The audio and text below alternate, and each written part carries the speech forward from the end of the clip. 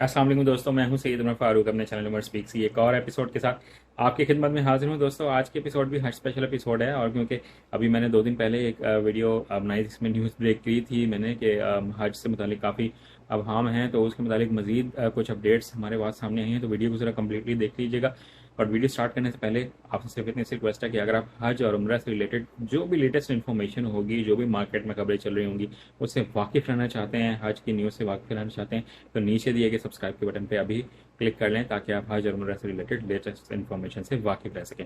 یہ تو دوستوں بات کر لیتے ہیں کہ جو افواہیں چل رہی تھیں وہ یہ ہے کہ حکومت کے پاس کیونکہ اب پیسے بالکل نہیں ہیں اور ہمارے ریزروز جو ہیں وہ تقریباً $1.5 ارب کے قریب ہیں۔ آئی ایم ایف سے بھی مذاکرات چل رہے ہیں، اگر وہاں سے پیسے آ گئے تو بہت اچھا سسٹم بن جائے گا اور حج میں جو ارینجمنٹ ہے اس میں بھی کافی آسانیاں پیدا ہو جائیں گی۔ بٹ خبریں یہ بھی آ رہی تھی کہ اگر یہ ڈیل نہ ہوئی تو خدا نخواستہ، کیونکہ $1 ارب کے قریب ارینج کرنا ہے جناب تمام ایئر لائنس کے لیے بھی اور سعودی گورنمنٹ کے وہاں پہ جہاں بینکس میں بھی پیسے جمع کرانے ہیں، تو وہ شاید ارینج نہ ہو سکیں، اور اس کی وجہ سے شاید پاکستان کے لوگ حج اس سال سرکاری حج اسکیم کے تحت نہ کر سکیں، اور پرائیویٹ لوگ پھر خود ہی اپنا حج ارینج کر کے یعنی کہ ٹور آپریٹرس کے تھرو وہ پھر جائیں گے۔ یہ خبریں ابھی بھی مارکیٹ میں پریویل کر رہی تھیں اور ابھی بھی ہیں، بٹ ابھی جو ترجمان ہیں پاکستان حکومت کے، انہوں نے کہا ہے کہ جناب ایسی ابھی ہم کوئی خبر کنفرم نہیں کر رہے ہیں، اور نہ ہی ہمارا ایسا کوئی پلان ہے کہ ہم جو سرکاری حج ہے اس کو موقوف کر دیں، اس کو ہم فی الحال کینسل کر دیں اور تمام جو حج کوٹا ہے وہ پرائیویٹ کو دے دیں۔ تو ان کی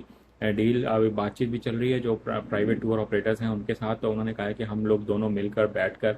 اس بات کا کوئی حل نکالیں گے کہ انشاءاللہ حج جو ہے وہ پہلے کی طرح نارمل جیسے ہوتا تھا ویسے ہی ہوتا رہے اور لوگوں کو زیادہ پریشانی کا سامنا نہ ہو۔ جو پرائیویٹ ٹور آپریٹرز کے جو نمائندے ہیں اور جو پنجاب حکومت کی اور ہماری حکومت کی جو نمائندے ہیں وہ یہ کہہ رہے ہیں کہ اگر کوئی مسئلہ زیادہ ہی ہوا اور ہمارے پاس پیسے زیادہ نہ ہوئے، ارینجمنٹ میں تھوڑا سا پرابلم ہوا، تو ہم شاید پھر پرائیویٹ سیکٹر کا کوٹا بڑھا بھی سکتے ہیں۔ تو یہ بات انہوں نے کنفرم کر دی کہ پرائیویٹ سیکٹر کا کوٹا ہم بڑھا بھی سکتے ہیں، جو کہ 50-50% تھا، ابھی شاید وہ 60-40 پہ چلا جائے، یعنی کہ 60%